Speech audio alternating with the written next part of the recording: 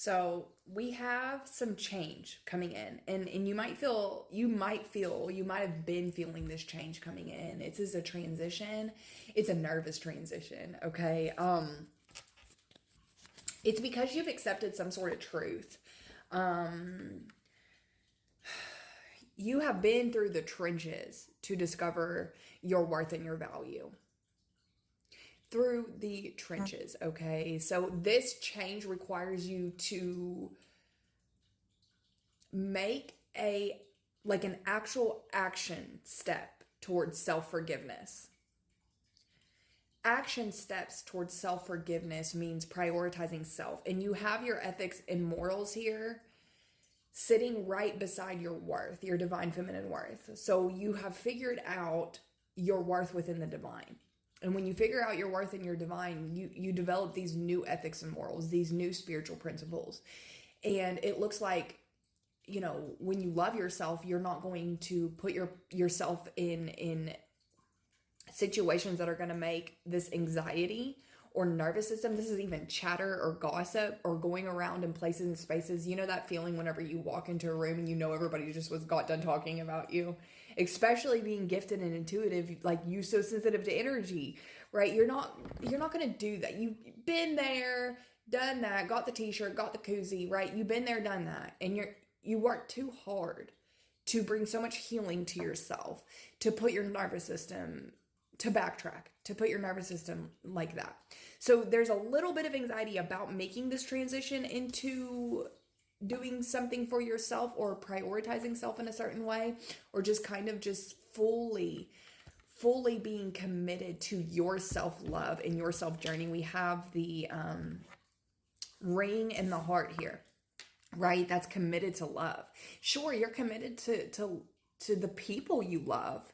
But when your ethics and morals are falling out near your worth like that, your divine feminine worth, you know who you are within the divine, you don't deserve to sacrifice or compensate your peace for anything. You really put this love more into yourself, right? So it's like this choice that that because you're choosing self-love. Sometimes like society and belief systems and religions kind of really normalize prioritizing even the people that we love the most above ourselves, even if they make us feel extremely uncomfortable inside or they hurt us. We're willing to just forget that hurt. Let me sacrifice my nervous system and all the healing work that I've done in order to still have you in my life. That's not what the divine has taught you here at all.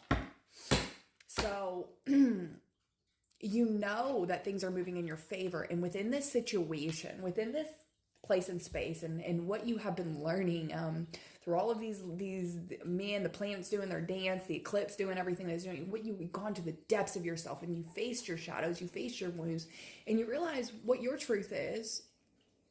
And that's all that matters. You know your truth, and you've decided, I deserve to be happy. I deserve to, you've worked so hard on healing and healed so much of your wounds and your traumas. And when you do that, you heal the nervous system. So if you have, any kind of anything that has happened that has brought damage to your nervous system, but yet you've healed it, you're not willing to go through everything that you went through again just for it to get damaged again, no matter how much you love. It's about self-love. That truly is what it is. So you recognize and realize that God would not have revealed all of this to you. Source love energy, the universe would not have revealed all of that to you if things were not moving in your favor and you're not moving out of harm's way or putting your nervous system in jeopardy again in any type of way.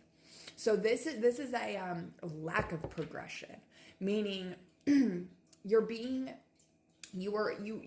might have went and tried to figure out if you were supposed to sacrifice all the hard work and healing you've done, sacrifice your peace in order, right? You went and met the depths of yourself to see, and you come out with the answer. No, you're not meant to sacrifice your peace, right? So this is almost like a decision to not move into something, to just focus on self-love here.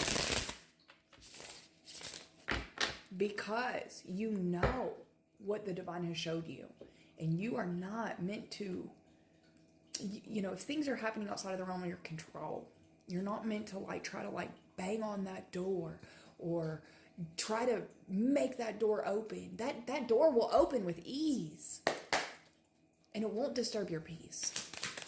You won't have to force it open. You will not. Yeah. Because if you were to try to force that door open with the way that the energy was left or the way that things work, this is insurmountable problems. You're not willing to keep these burdens and hold any of this energy here in this time and place and space. So you're walking away from anything that's creating and cultivating all these heavy burdens. If it's not coming to